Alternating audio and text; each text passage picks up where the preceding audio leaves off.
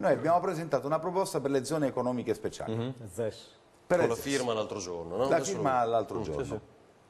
Scommettiamo che non lo facciamo, perché il Movimento 5 Stelle non ci ascolta, perché i ministri non ci ricevono, perché non è possibile pensare a un piano per lo sviluppo di un territorio, perché non è possibile fare quello che fanno in Polonia, dove noi siamo il sesto paese in cui andiamo a investire, non è possibile mettere a fattor comune le infrastrutture che abbiamo, che sono quelle portuali, non è possibile fare un sistema portuale che prenda Trieste e Venezia come un'unica area portuale, non la faremo, non ce la darete questa maledetta o benedetta ZES. E io giro il mondo, faccio gli accordi col territorio, questa è una proposta col territorio, chiedo un appuntamento con un ministro e non mi viene dato, mi dicono di scrivere, scrivo le ragioni e non mi viene dato.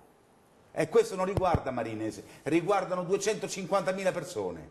Cioè ed è una cosa banale. la zona di Venezia non firmiamo solo. gli accordi per la seta quando la via della seta si sviluppa sulle zone economiche speciali.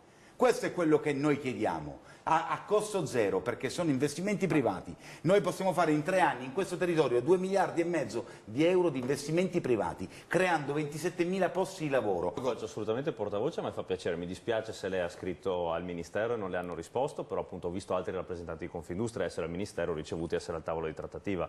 Quindi io penso che cosa giusta sarebbe anche, e immagino che l'abbia fatto, parlarne poi anche con chi si occupa a livello nazionale per la sua categoria di questi temi. Io ovviamente riporterò